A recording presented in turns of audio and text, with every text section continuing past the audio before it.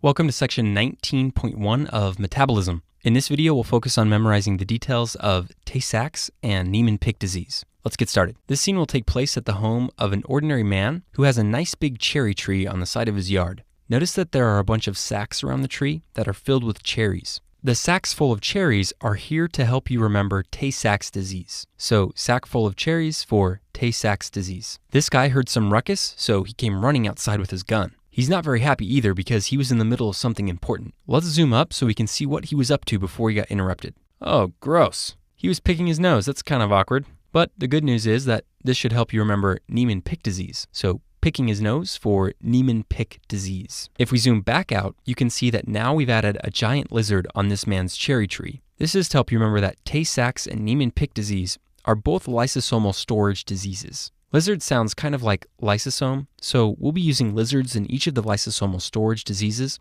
to represent this idea. So lizard for lysosomal storage disease. If we go back to this view, we can see that this man is clearly using his finger to pick his nose. This is to remind you of the mnemonic, no man picks his nose with his finger. Finger sounds like sphinger and is here to help you remember that the deficient enzyme in Niemann-Pick disease is sphingomyelinase. So sphinger for sphingomyelinase. It will also help you remember that sphingomyelin is the accumulated substrate. Both sphingomyelinase and sphingomyelin sound so similar that we thought it would be best to just have one symbol for both of these ideas. So again, sphinger for sphingomyelin is the accumulated substrate. Okay, notice that we've shown a cane next to the old man with the gun. He's old and needs a bit of help getting around, but once he got to the door, he dropped the cane and pulled out his gun. The cane represents weakness because most people using canes probably have some sort of weakness that prevents them from not needing a cane. The cane refers to the idea that Niemann-Pick disease results in neurodegeneration, which is clinically manifested as weakness. The reason the man came outside in the first place was because of his loyal dog. Notice this Dalmatian howling and barking. If you look closely, you can also see that the dog has a little spot on its trunk that looks like a liver. The liver spot here should help you remember that Niemann-Pick disease results in hepatosplenomegaly. If we zoom up, we can also see that the dog is even foaming at the mouth. He must be really upset. The foam here is to help you remember that foam cells,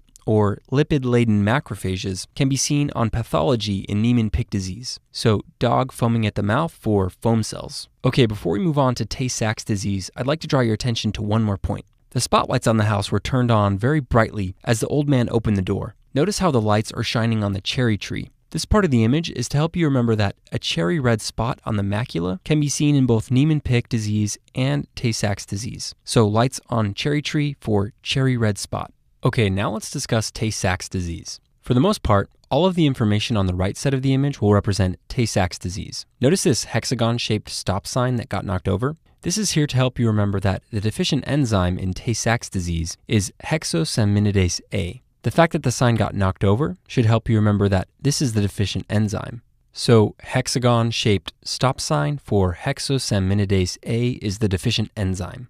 The reason the sign got knocked over, the dog started barking, and this old man came out in the first place was because these punk kids were stealing cherries from the beloved cherry tree. These kids are in a gang and they like to go around stealing all of the cherries from the neighborhoods. The gang of kids here should help you remember that the accumulated substrate in Tay-Sachs disease is GM2 ganglioside. The fact that there are several gang members should help you remember that this is the accumulated substrate. So gang for GM2 ganglioside.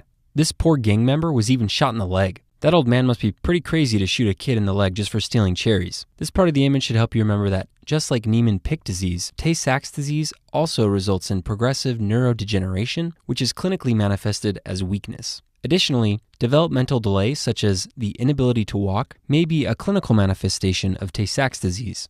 So, the guy shot in the leg here should help you remember these ideas. Finally, notice that this lizard's skin is starting to peel off, kind of like how the skin of an onion peels off when you're cutting up an onion. This part of the image is here to help you remember that lysosomes with onion skin may be seen in Tay-Sachs disease.